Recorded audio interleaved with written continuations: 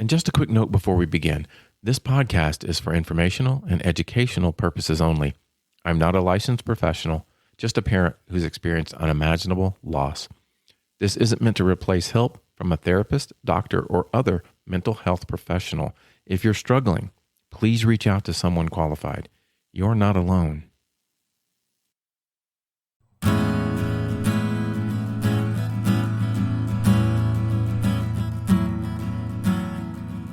Welcome to Don't Forget to Breathe. I'm your host, Bruce Barker. This is episode 3, and it's entitled, Don't Forget to Breathe. Now, if you've been following along in the first 2 episodes, you'll know now that I've skipped over the details of the viewing and the funeral itself. But to have context for what I'm about to share in this episode, I need to let you in on a portion of what was shared at Kristen's funeral. As I mentioned in episode 2, Terry, Kristen's uncle, was tasked with presiding over the funeral. And as he spoke, he told the ancient Greek myth of Daedalus and Icarus. If you remember, and if you're familiar with this story, Daedalus was the father who made wings formed out of feathers, held together by wax and his own tears, for his son Icarus to use to fly and escape the island of Crete. Terry went on to say that we as Kristen's parents did our best to set Kristen free. We sweated and prayed and used our best gifts to fashion Kristen some sky-worthy wings, wings that would take her long and far, safe above the treacherous seas, wings that would set her free. Kristen took those wings we gave her and she flew. Both high and low, she flew. She danced and sang and dreamed. She could fly sky high. She could drop valley low, but she flew. And though she never reached the limits that make us all more fully human, throughout her short flight of freedom, Kristen laughed and prayed and played with an honest and open love that most of us lack the courage to embrace. She sunk her teeth into what was wild and real and raw and would never let go. What we wished for Kristen would not be, not here. Terry went on to say, we wanted Kristen to be more at peace with the gifts of her life, just as she was, and the gifts of this world, just as it is, incomplete and frustrating and ultimately wondrous, the wondrous world called life. We wanted Kristen's heart to know the sad beauty of it all, that in all life, all symphonies remain unfinished. These things and more we wanted. Terry noted that in his mind's eye, he saw Kristen in much the same way Moses saw his people just before they crossed over into the Promised Land. In the last chapters of Deuteronomy, we find Moses standing on the banks of the Jordan before the ancient Hebrews. Terry concluded by offering an edited version of the scripture. He said, God found Kristen out in the wilderness in an empty, wind-swept wasteland. God threw his arms around her, lavished attention on her, and guarded her as the apple of his eye. God is like an eagle hovering over her nest, overshadowing her young, then spreading wings, lifting Kristen into the air, and teaching her to fly. And that was from Deuteronomy 32, 10 through 12. So as I look back at the summer of 2006, Kristen and I spent an extremely special and private time together.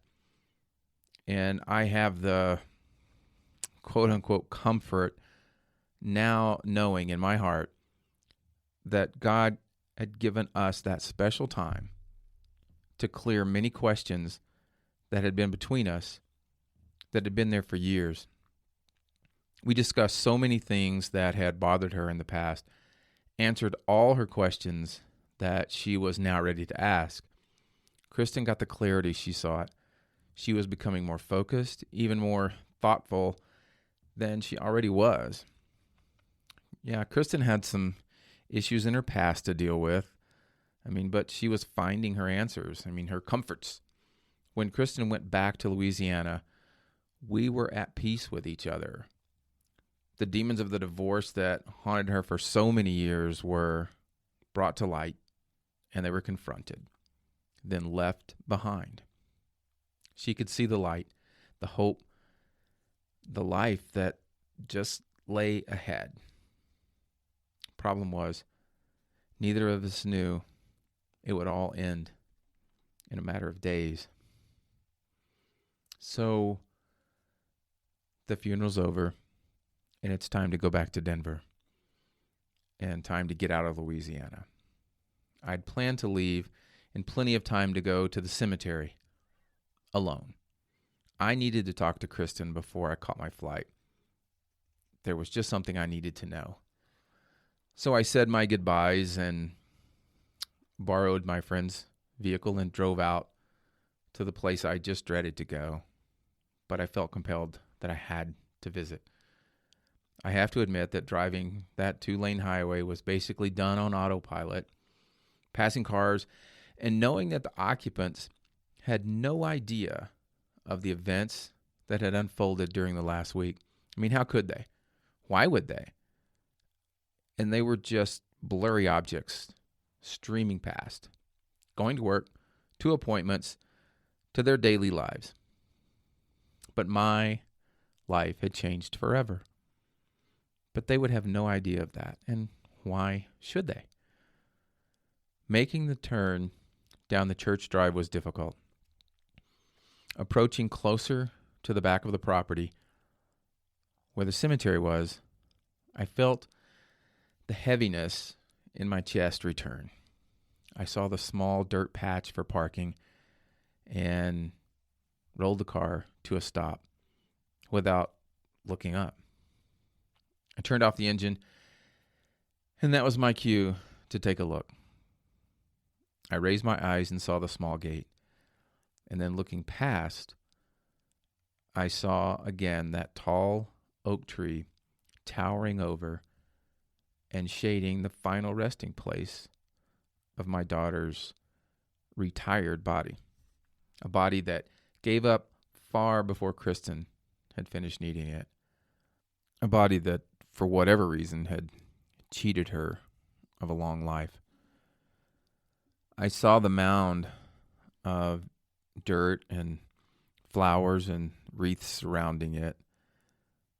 And it was time to take my walk. So I climbed out of the vehicle and took a deep breath, much like I just did, and started walking toward the grave. And as I got closer, everything from the day before just seemed concluded. I don't know. The arrangements of the wreaths, the flowers, the small mementos that were left behind, they just appeared just stark, like just stiff. It all just seemed finalized. But it wasn't finished. I had a task at hand. So as I stood there looking down on the ground, it was hard to even imagine that Kristen's body was actually there. I looked again at the marker to see that the name had not changed. And there it was, Kristen's name. It was real. All I could hear was the breeze just lightly rustling a few leaves in the trees that surrounded that little cemetery. And then I began talking to my daughter and crying. All the questions one might think certainly came out. Like, why? What happened? How can we go on without you? And then the anger came out. And then I started screaming those same questions. Like, this can't be real. This can't be happening You cannot be gone. And then I had one more thing to know. And this time I wanted the answer. I demanded the answer. Now, my faith told me all the things about, quote unquote, being in a better place and no more pain and experiencing indescribable peace. But that just wasn't good enough for me right then. I didn't need to hear that from friends, from pastors, from family, frankly, even from God. I needed to hear it from Kristen. And I wasn't going to leave until she knew she had one more thing to do. So I started talking out loud. My voice probably was soft at first, then gradually kept getting louder, finally to the point that I was shouting. And I said, Kristen, I don't know how it all works, but I do know if you're allowed a limited number of contacts, this is the time. I don't know how you can do this, but you have to. I need to know. I need to know. I need to know beyond a shadow of a doubt that you are really okay. I need to know that you are really at peace. And I don't want to whisper. I don't want some subtle sign. I don't want a tree branch to suddenly fall. I don't want to have to guess if that was you letting me know. I want an in my face, no way to dispute it, answer that you're okay. And I want it now. And I said, and I remember saying, do you hear me, Kristen? You were always stubborn, but you've got to do this one for me. You got to do this for your dad. You've got to let me know. I mean it. And let me know. And then it was quiet. The leaves were rustling. A bird or two moving through the trees. No sign. No voice. No miracle. Nothing. So it was time to go to the airport. And as I began slowly walking away, I said once more, I mean it, Kristen. You have to let me know. I got back in the vehicle, looked up one more time at her grave, at the tree standing over it. And then I slowly began driving away. The closer I got to the airport, the less life meant to me. I hadn't heard my answer. Turmoil. Everything was just filling my body and mind. Unimaginable and undescribable pain and loss just dominated everything. The deepest emptiness seemed everywhere. Nothing but utter despair. No hope. Hope for anything was gone. Even that the next day would come, it was all gone. And frankly, I didn't really care. But little did I know, things were already in the works. Supernatural things. God things. So, from Monroe, Louisiana to Denver is not a direct flight. In fact, the last few times I'd flown there, it was less than a smooth trip. The trip consists of a commuter flight from Monroe to Houston, then jet service into Denver. The commuter flights had always seemed a little bit bumpy. If you've flown on a puddle jumper, as they call it, you know what I mean. So when Kristen would make the flight, she usually had a comment about that particular leg of the trip, and I expected much of the same on the return. The difference was, this time, I couldn't care less. My friends met me at the airport to see me off and pick up their vehicle that I was borrowing. It was within a few minutes of entering the small airport that I saw my flight to Houston was delayed, very, delayed. So I sat down and they sat with me. I told them I was fine and they could leave, but they wouldn't. They just sat, not saying much. I mean, there's just not much to say anymore. So as time finally arrived to enter through the little security checkpoint, I got up, got the hugs and goodbyes, and I went through. I looked around at my future fellow passengers and could hear jumbles of conversations, bits and pieces of what they were doing, where they were going, what they had done. But I didn't care. I knew they had no clue what was ripping through my mind and tearing my soul apart.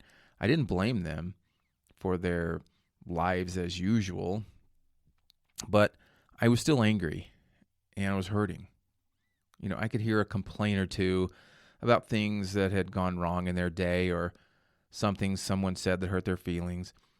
And I thought how insignificant it was. How it really meant nothing in the big picture. I just lost my only child. I had just had to make the funeral arrangements for my 20-year-old daughter, and I had just left the cemetery where she was buried. Their problems were so minor to me, but a real issue to them. But all I could do was just shake my head. Now, I've traveled quite a bit and have my preferences on seating, and I always ask for an aisle seat as close to the front as possible. I know my way around airports and make sure I know where my gate is located and make sure I arrive early so I don't have to rush to catch a flight.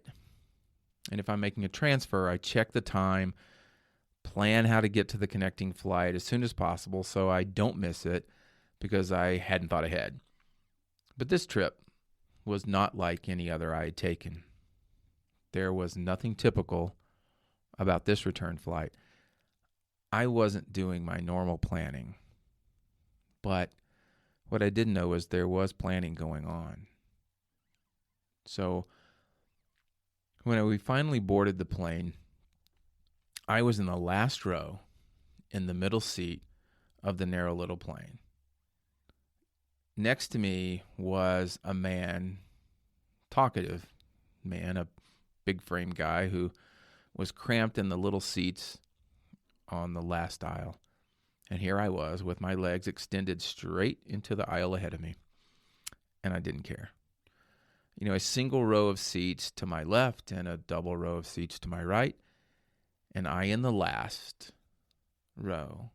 And I just didn't care. So soon after takeoff, everyone on board realized that the air conditioner wasn't working. A full cabin of passengers on a small commuter plane capturing that humid July heat in Louisiana, well, that can make for a really uncomfortable flight. And with no air conditioning, it's not a good combination. And then the turbulence started. And that started from the typical summer storms. But this time, that turbulence was rough. The plane was really bouncing. Passengers were gasping occasionally at that unexpected high and low as we were tossed around. And the heat was thick. Sweat poured down the faces of everyone I could see in the back of the plane. And there I was, arms crossed, leaning back, legs stretched out, the calmest person on the plane. I was calm because I simply didn't care.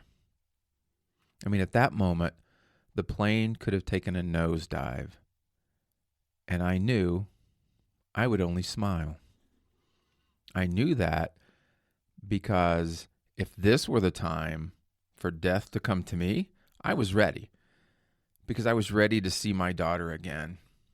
I wanted desperately to see her again. I was ready. I was really ready.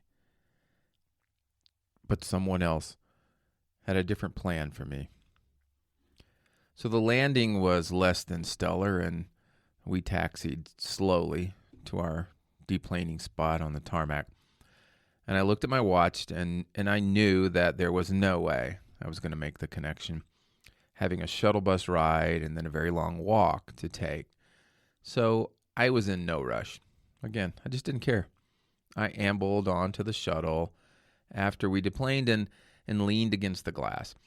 I heard the big guy next to me tell the person next to him that he was going to Denver for a work project. So I knew he was on my flight as well. So once we got off the bus, rather than know where I was going, I just trailed the big guy at a distance.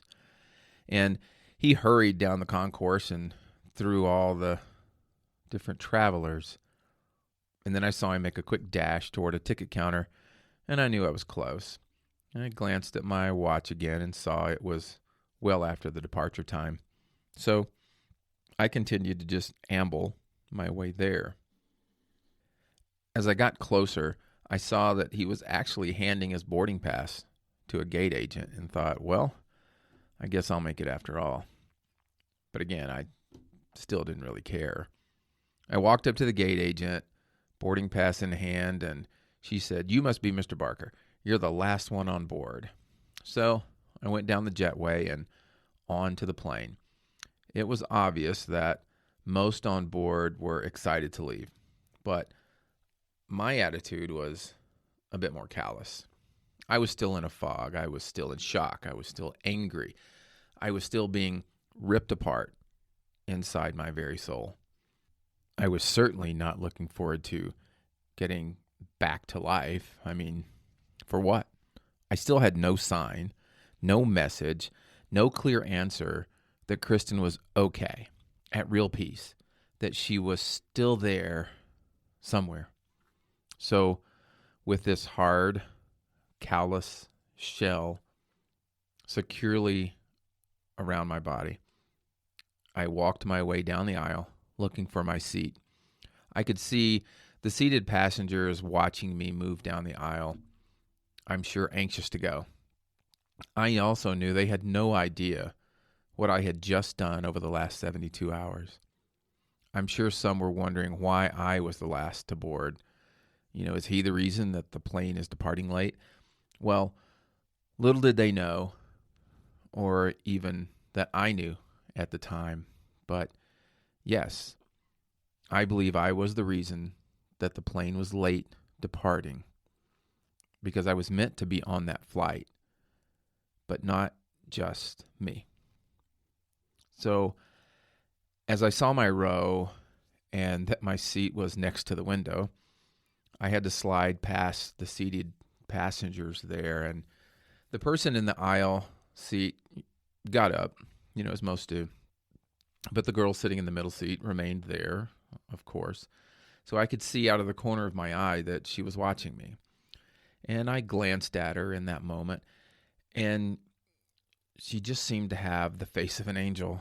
I mean, at least that was the first thought that popped into my head. But, what does an angel really look like, you ask? Well, I'm not really sure, but this one was in her 20s, freckle-faced, light complexion, dark red hair, and dimples when she smiled, which she did as I stepped over her. And as I stepped past her and began to sit, my hand brushed against her knee slightly as I was reaching for my seat. And at that very moment, that split second, the most incredible sense of peace and calm that I had ever felt in my life, or ever since, rushed over me in an instant. I mean, it rushed over me. And I cannot begin to describe this feeling. There's no words I can conjure up to even begin to describe this feeling other than to say peace and calm 1,000 times greater than those two words alone. Pure peace. Once I sat, the first thought that came to mind was to ask her, "Who are you?" But common sense told me to keep my mouth shut and get back into my shell. So I did.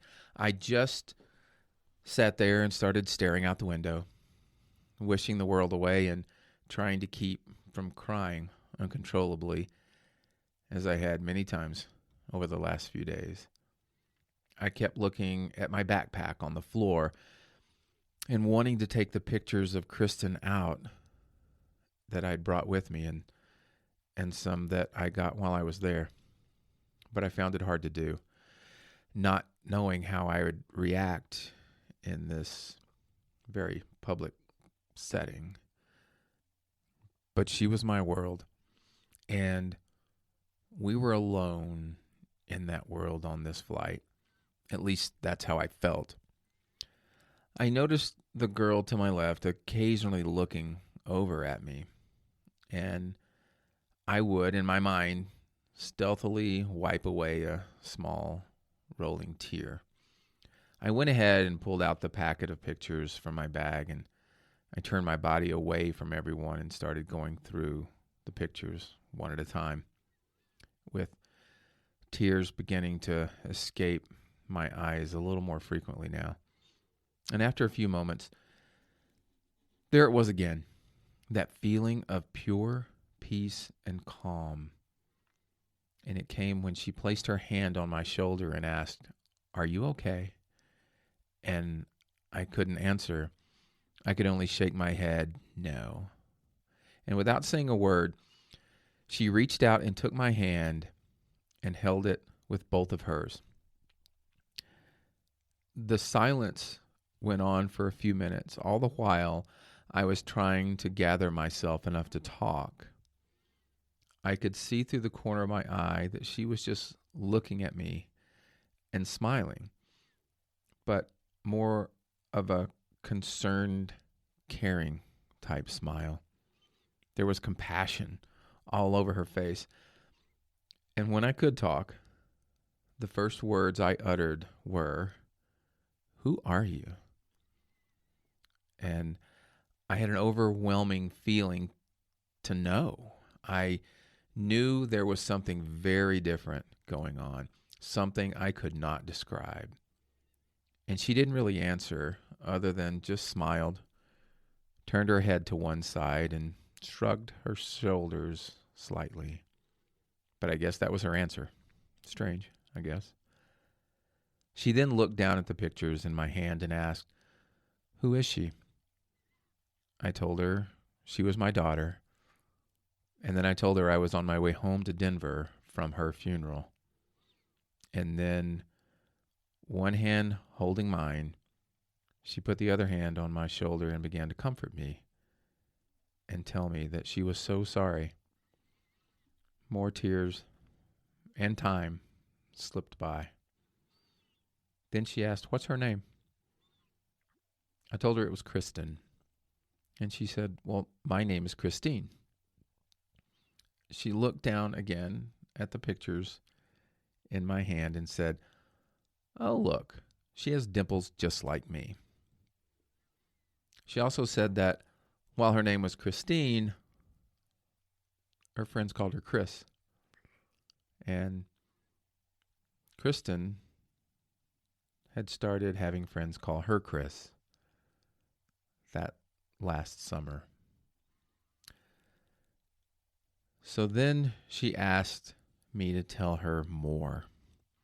So I began telling her how Kristen had just spent the last 3 weeks visiting me in Colorado and then went back to Louisiana and died suddenly in her sleep as a result of complications of her diabetes. Christine then told me she had just spent the last 3 weeks visiting her dad in North Carolina. She said she was originally only going to spend 2 weeks, but decided to stay an extra week because her dad wanted to teach her to fly. I asked her if she meant literally or give her wings. She said both, and immediately I was taken back to the story that Terry told at Kristen's funeral. She said that the 3 weeks she spent with her dad was extremely special, and she began to tear up herself. She began to tell me the time she spent talking about things they'd neglected over the years meant so much to her. And when she said he wanted to teach her to fly, she just felt like she had to stay. She told me that the flight lessons had actually been going on before, but that she had never taken her solo flight. So after the end of the week, she said it was time for her to solo.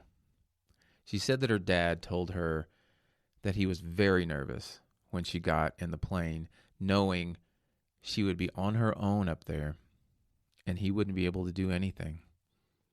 But once the door closed, he looked down, and there on the ground was a single feather. She saw him reach down and pick it up, and at once knew she would be fine.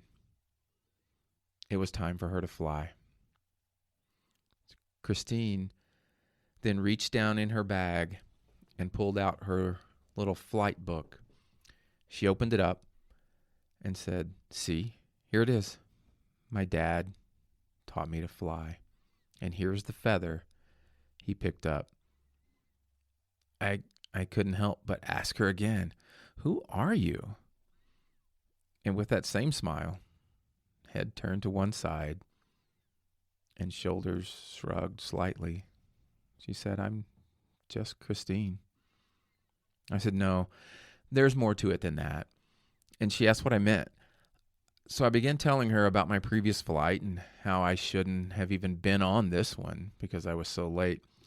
And then she told me that she had made a last-minute change of flights and was even supposed to be seated somewhere else on this flight. But for some reason, she asked the gate agent to move her. And now here she was. She said without blinking an eye, "Well, it seems pretty simple. Kristen wants me here. I'm meant to be here with you." Christine and I continued to talk for the remainder of the flight. It was as if no one else was on board. We were in a capsule, talking about Kristen, talking about fathers and daughters, just talking.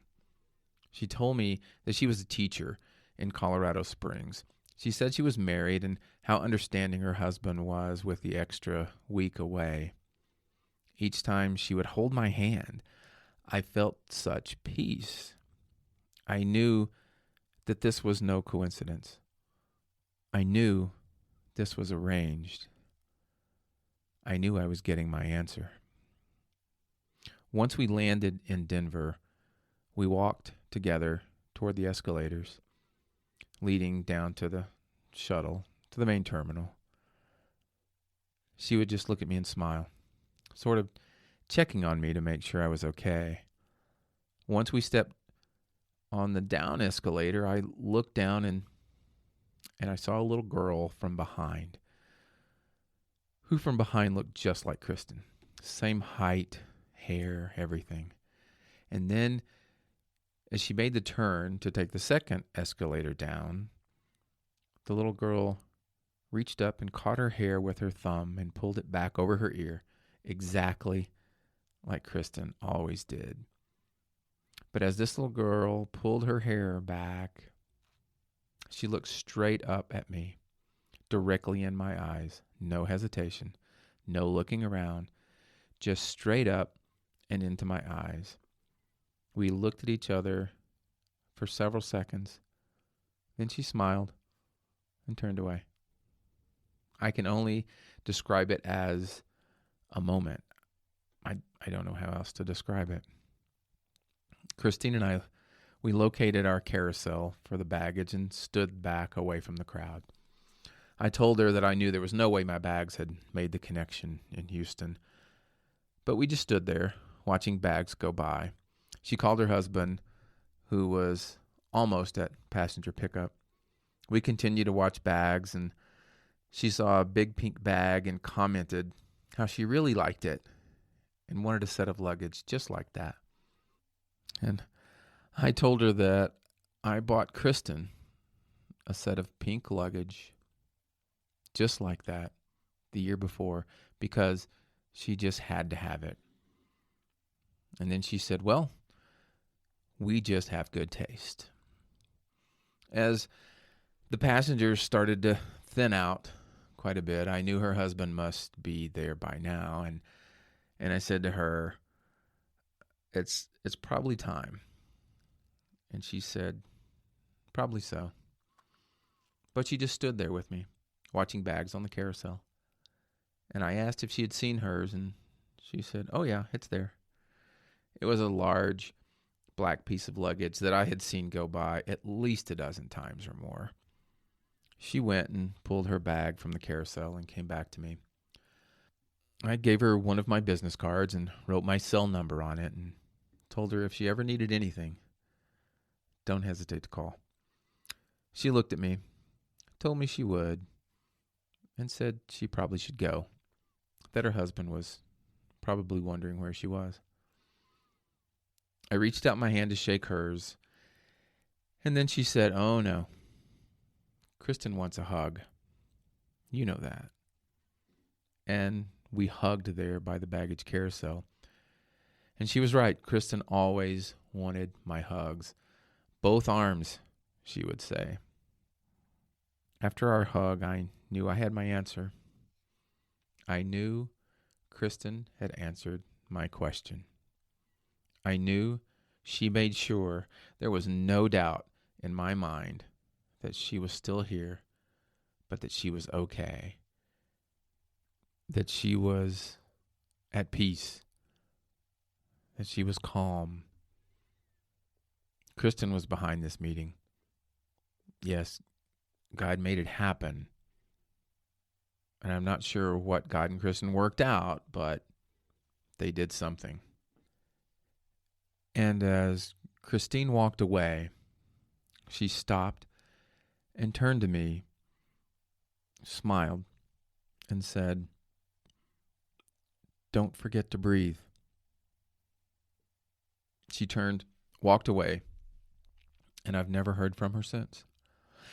It may sound odd, but there are times when I even wonder if she was real. I mean, maybe I did look into the face of an angel, a real angel. It was about a year after the funeral when a very good friend of Kristen, his name's Mike, he was a work colleague where she was a radio disc jockey at one point. He wrote a message on her memorial website that referenced her saying, don't forget to breathe. Well, when I saw this, I thought he was simply putting the past together with the bracelet that he now had and simply making the relationship between the two somehow. You see, I had made these memorial bracelets after this, and they said, don't forget to breathe, and sent them to a lot of people. And Mike was one of them. So I just assumed that's what he meant. But it did stay on my mind. And the more I thought about it, the more I needed to know. So I contacted Mike and asked him about that statement. And he said that while working together, Kristen would see him getting stressed about work, about life, and would say to him all the time, don't forget to breathe. He thought she said the same thing to me, since that's what was on the bracelet. But Kristen never said that to me. She had never told me, don't forget to breathe, until August 1st, 2006, near the baggage carousel at Denver International Airport.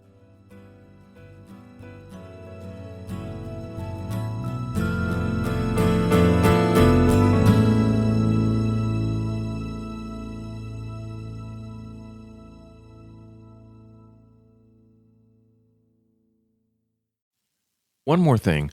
If you found meaning or comfort in these conversations, consider becoming a supporter of the Don't Forget to Breathe podcast. Your support helps keep these stories alive and makes it possible for others to find hope in their own grief journey. Your dollars go to offset costs associated with this production. You can learn more on the information page for this episode. And My contact email is bruce.barker61@yahoo.com. That's BRUCE.BARKER61@yahoo.com. Until next time.